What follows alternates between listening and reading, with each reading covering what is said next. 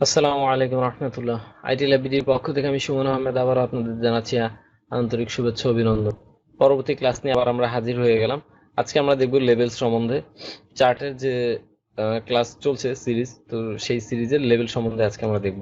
তো প্রথমে হচ্ছে যে চার্ট টাইটেল, অর্থাৎ চার্টের যদি একটা টাইটেল দিতে চাই, তো আমরা এখান থেকে নির্ধারণ করতে পারি। চার্ট টাইটেল এখানে যদি নাম দেওয়া থাকে তো চার্ট টাইটেলটা থাকবে না, আর যদি আমি সেন্টার্ড ওভারলে টাইটেল দিই তাহলে এটা উপরে থেকে চলে আসবে। আচ্ছা, আর এরপরে হচ্ছে যে অ্যাবভ চার্ট, যদি চার্টের উপরে দিতে চাই তাহলে এইভাবে আসবে, অর্থাৎ চার্টটা নিচে চলে আসবে। তো এটাই আমাদের মনে হয় সবচেয়ে বেশি সুবিধাজনক হয়, ভালো হয়। অ্যান্ড মোর টাইটেল অপশন, তো টাইটেলের আরো বিভিন্ন অপশন আছে। তো আমরা শুধু যদি চাই যে টাইটেলের পিছনের পোর্শনটাকে চেঞ্জ করে দেবো তাহলে আমরা পারি এভাবে করতে। তো গ্রেডিয়েন্ট চাইলে দিতে পারি, সলিড কালার দিতে পারি, অথবা কোনো রকম কালার থাকবে না সেটাও দিতে পারি, অটোমেটিক যেটা সেটাও দিতে পারি। তো এইখান থেকে চার্টেরও border style, border colour, shadow and 3D format and alignment, এই কাজগুলো আমরা করতে পারি।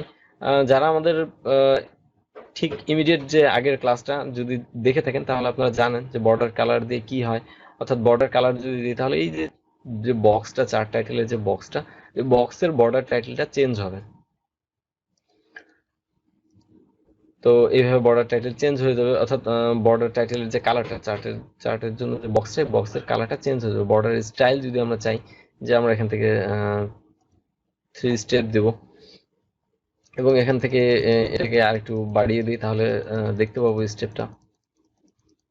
দেখতে পাচ্ছেন যে দেখা যাচ্ছে কি পরিবর্তন হয়েছে। ফ্ল্যাট টাইপ রাউন্ড যদি দেই তো রাউন্ড হবে, যদি ফ্ল্যাট টাইপ দেই তো ফ্ল্যাট টাইপ হবে। এখানে যদি আমরা মেটার দিয়ে দেই তাহলে এই কর্নার গুলো, অর্থাৎ কর্নার টাইপের হয়ে যাবে, অর্থাৎ গোল থাকবে না। এরপর হচ্ছে যদি আমরা 3D ফরম্যাট দিতে চাই এখান থেকে,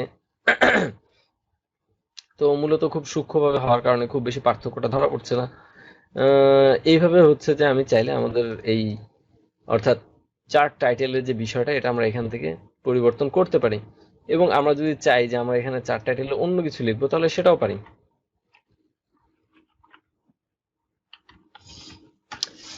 স্কুল পাস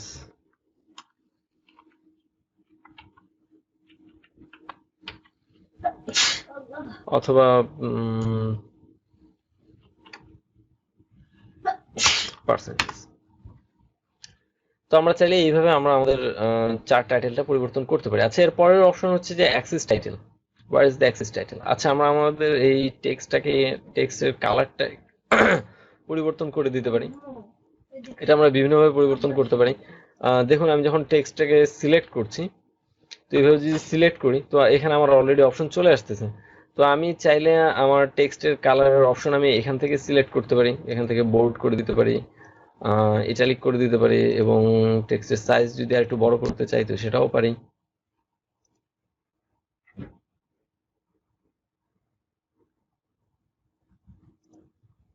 এখান থেকে চাইলে টেক্সটের কালারও পরিবর্তন করে দিতে পারি, অর্থাৎ কালো রং দিতে চাই। তো এখানে আমাদের পূর্বের অপশনগুলো প্রায় সবগুলোই রয়ে গিয়েছে। আচ্ছা, এরপর হচ্ছে Axis title. Where is the Axis title? তো আমরা একটু অ্যাক্সিস টাইটেলটা দেখে আসি। যদি টাইটেল বিলো অ্যাক্সিস, অর্থাৎ দেখি কোথায় আসে, এই যে অ্যাক্সিস টাইটেল এই জায়গায় চলে এসেছে। এবং অ্যাক্সিস টাইটেলের আরো অপশন আছে, primary vertical title, rotate title, vertical title. তো আমরা যদি ভার্টিক্যাল দিই তো বুঝতে পারছি অ্যাক্সিস টাইটেলটা এদিকে চলে এসেছে, অর্থাৎ উপর থেকে নিচে ভার্টিক্যালের জন্য। তো এইভাবে অ্যাক্সিস টাইটেলের বিভিন্ন যে অপশনগুলো আছে আমরা চাইলে এইভাবে আমরা আমাদের অপশনগুলোকে নিজেদের মন মতন পরিবর্ধন পরিমার্জন করে নিতে পারি। এরপরে দেখি আর কি কি অপশন আছে লেআউটের মাঝে। লেআউটের মাঝে হচ্ছে লিজেন্ড। তো লিজেন্ড বলা হয় মূলত এই যে ক্লাস 1 ক্লাস 2 এখানে যে বক্স আকারে যে অপশনটা এসেছে, তো এগুলোকে বলা হচ্ছে লিজেন্ড। তো এগুলো হচ্ছে লিজেন্ডের অবস্থান পরিবর্তন। আমি কোথায় কোথায় রাখবো, শো লিজেন্ড অ্যাট রাইট, অর্থাৎ ডান পাশে যদি রাখতে চাই। শো লিজেন্ড অ্যাট টপ, অর্থাৎ উপরে যদি রাখতে চাই। শো লিজেন্ড অ্যাট লেফট, অর্থাৎ বামে। বটমে থাকাটাই বেটার। তো আমরা যদি এভাবে দেই তাহলে দেখতে পাচ্ছি যে এখানে জগা খিচুড়ির মতন চলে আসছে। তো it's not beautiful, it's better. তো এইভাবে হচ্ছে যে আমরা লিজেন্ডের, যদি এখন চাই আমরা যে লিজেন্ডের টেক্সট কালারটাকে পরিবর্তন করব তো আমরা এখান থেকেও করতে পারি। সরি, এখান থেকে তো হবে না।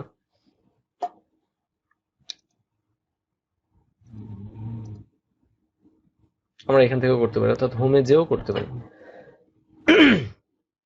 তো এইভাবে হচ্ছে আমরা আমাদের সমস্ত বিষয়গুলোকে পরিবর্তন করতে পারি, just not only legend but also everything.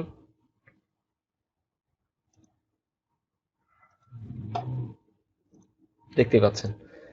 এরপরে হচ্ছে যে ডাটা টেবিল শো।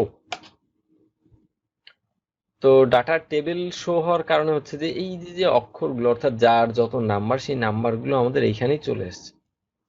এটা হচ্ছে ডাটা লেভেল, সরি টেবিল না, ডাটা লেভেল। দেন আমরা যদি চাই যে ডাটা লেভেলগুলোর রং পরিবর্তন করব, তো ঠিক আগের মতনই আমরা চাইলে এইভাবে যে রংগুলোকে পরিবর্তন করতে পারি, বিভিন্ন রংগুলোকে পরিবর্তন করতে পারি। যেমন যেই রংগুলো হলুদের মাঝে আছে, তো এইগুলোকে আমি যদি চাই যে লাল দিয়ে দিতে, বিপজ্জনক। তো এইভাবে আমরা পরিবর্তন করতে পারি। Then data table, show data table. আচ্ছা, দেখতে পাচ্ছি না আমরা কিছুই, তো আমি যাই একটু রংটাকে পরিবর্তন করে দিই, দেখতে পাবো আমরা সবাই। অর্থাৎ এইখানে আমাদের যে চার্টটা এসেছে, তো সেই চার্টটা ঠিক কোন মানের উপর ভিত্তি করে এসেছে সেইটা আমাদের এখানে, অর্থাৎ আমাদের যে এপাশে যে টেবিল আসতো, এক্সেল শিটটা যে আসতো, সেই এক্সেল শিটের মানগুলোকে এখানে দেখিয়ে দিচ্ছে। তো এই হচ্ছে মূলত ডাটা টেবিলের কাজ। তো এটাকে আমাদের, যদি আমরা এটাকে একটু বড় করে নিই, তাহলে হয়তো বা একটু সুন্দর দেখাবে।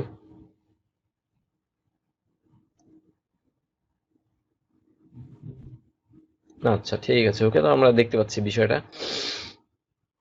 তো এই হচ্ছে আমাদের ডাটা টেবিল। মূলত এই অপশনটুকুর কাজ এরকমই।